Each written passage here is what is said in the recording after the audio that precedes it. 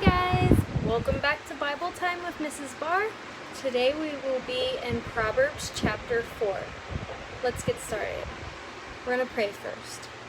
Dear Lord, we thank you for this day. We thank you again for the opportunity to use technology when we can't be in person, Lord. I just pray that you would continue to bless my students, keep them healthy and strong, and just anybody else watching this video, Lord. I pray that you would provide for all their needs, as I know their families are trying to figure out many different things, Lord. I just pray that you would help us to dig into your word today, and that any words that I speak, that they may be yours. We pray all these things in your name. Amen. Okay, Proverbs chapter 4. The title is Wisdom is Supreme. Okay? So meaning wisdom is on top. Verse 1. Listen, my son, to a father's instruction. Pay attention and gain understanding. I give you sound learning. So do not forsake my teaching.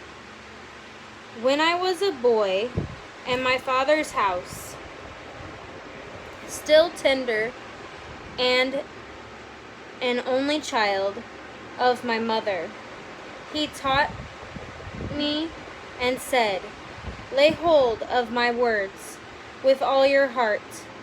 Keep my commands, and you will live. We're going to pause right there. So, listen to your father's teaching. Pay attention, and gain understanding.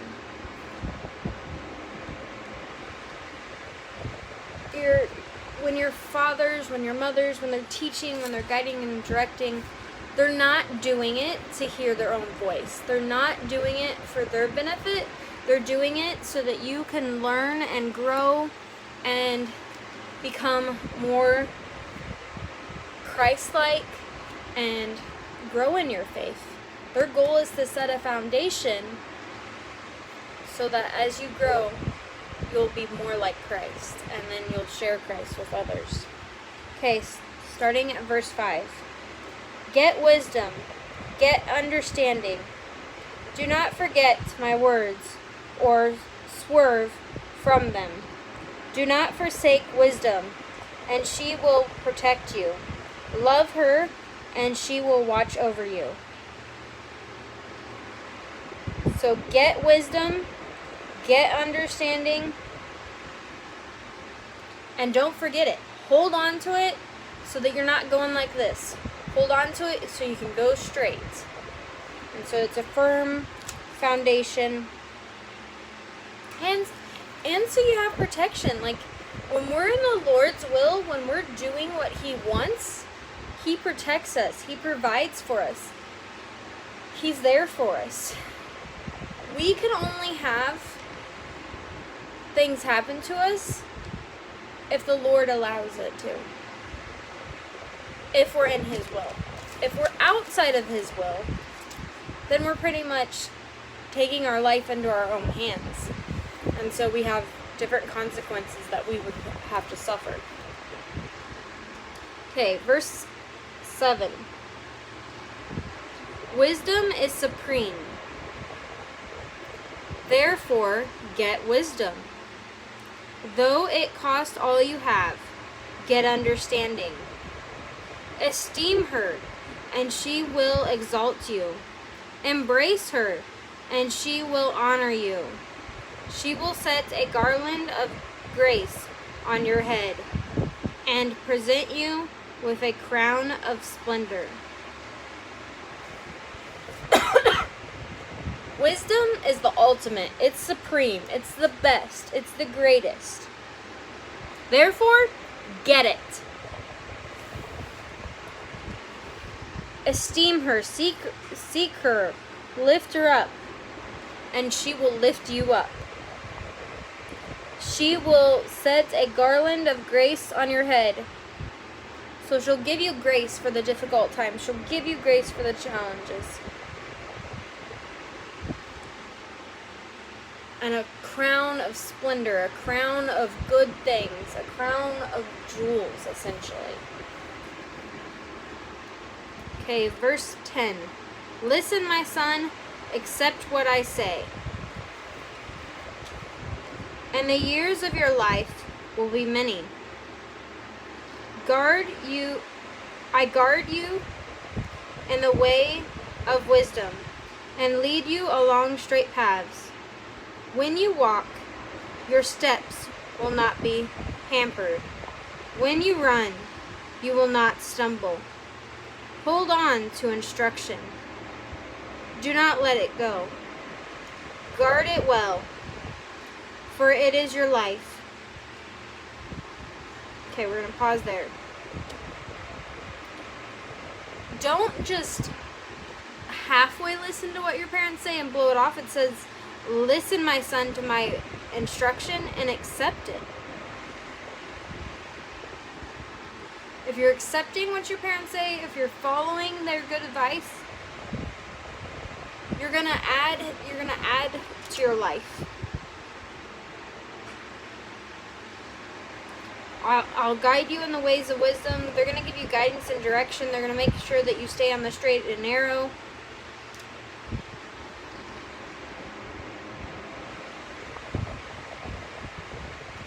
They're going to help keep your path flat and straight and keep you where you should be. Verse 13. Hold on to instruction and do not let it go. Guard it well, for it is your life. Do not set foot on the paths of the wicked, or walk in the ways of evil men. Avoid it. Do not travel on it. Turn from it and go on your way. Don't go the evil way. Turn from it.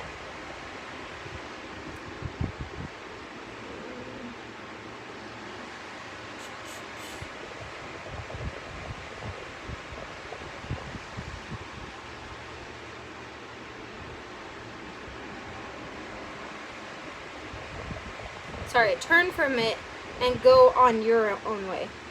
For they cannot sleep till they do evil.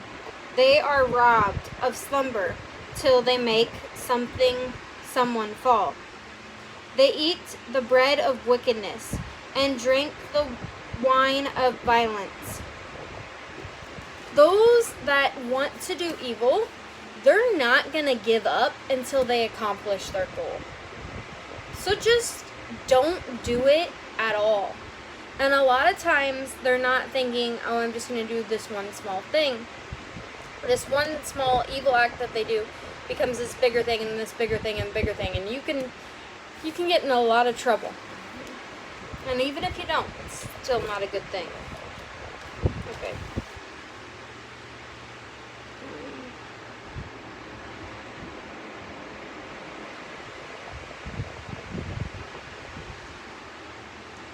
They are robbed of slumber till they make someone fall. They eat the bread of wickedness and drink the wine of violence. They're not going to be able to sleep until they do something bad. They're just like, I'm going to drink it all in and do bad things. And a lot of times, people that are doing evil are doing drugs and alcohol and just all this bad stuff that we need to stay away from. The path of the righteous is like the first gleam of dawn, shining ever brighter till the full light of day. But the way of the wicked is like deep darkness. They do not know what makes them stumble.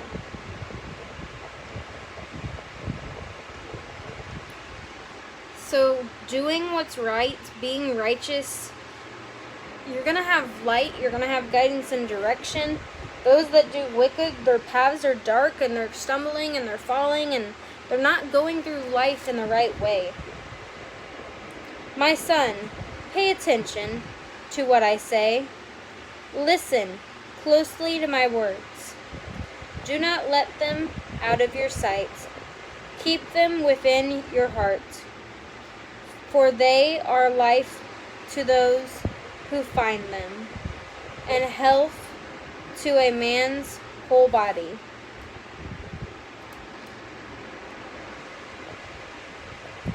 Guidance and direction.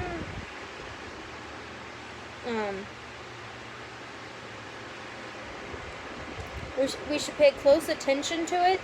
We should hold it close to our hearts, keep what we've been told in our hearts, and they'll bring good things to our life, good things to our body. Hope, joy, peace, goodness, faithfulness, all the fruits of the Spirit, all the, just getting good advice, taking on what the Lord asks of us, like that helps you live in a healthy way, that helps you be a healthy person,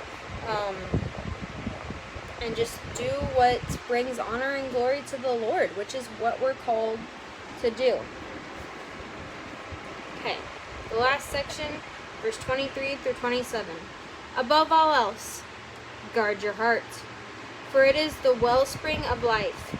Put away perversity from your mouth. Keep corrupt talk far from your lips. Let your eyes look straight ahead. Fix your gaze directly before you. Make level paths for your feet, and take only ways that are firm. Do not swerve to the right or to the left. Keep your foot from evil. This is saying, I can't find the right page. Protect your heart. A lot of times what we take in, what we listen to, what we're watching, what we're hearing, that all comes up here. And that's why it starts off with guard your heart. Protect it. Stay away from that bad and evil things. Even if you don't think the environment around you will affect how you act, what you say, or any of that, it does. And please be aware that it does.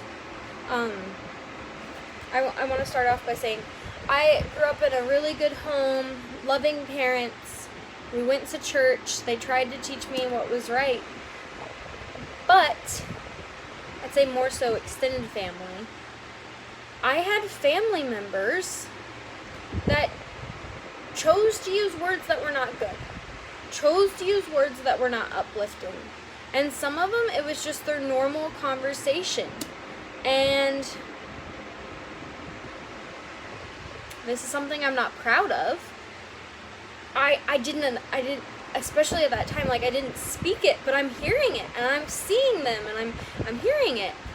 And so there are times, if I'm pushed to my limit, or if I'm really, really frustrated or whatever, I'll say things that I shouldn't. And this is saying, keep those words, keep those thoughts away from you. And so, I know this doesn't specifically say, watch who's around you, but guard your heart. Be careful. Guard your time. Be careful with who you spend your time with, what you spend your time doing, what you spend your time watching, hearing, all those things, because we're supposed to stay away from put away perversity from your mouth. Keep corrupt talk far from your lips. Saying negative things, saying bad things, it's not supposed to come out of our mouth, especially if we claim to be a believer. Later in Proverbs, it talks about how you can't have good, refreshing water come out of the same place that produces dirty water, and it be a good thing, and it be okay. That can't happen at the same time. And so, watch who you're around. Watch who you're exposed to. Because even if it doesn't make you think, oh, maybe you don't even think that it's affecting you, with time it could. So just a little thought to be aware of, and be in God's Word. Fill up with Him so that your heart's overflowing and your mouth's overflowing with good things. Let your eyes look straight ahead. Fix your gaze directly before you. Keep your eyes focused on Jesus. Keep your eyes focused on the straight and narrow.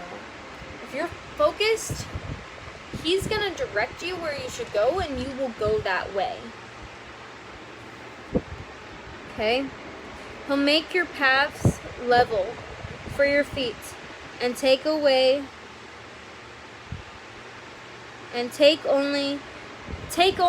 the paths that are firm, that are compacted.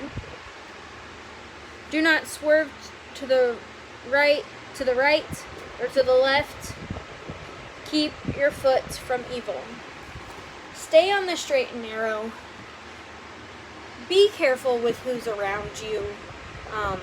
Watch your influences. Watch what you're watching.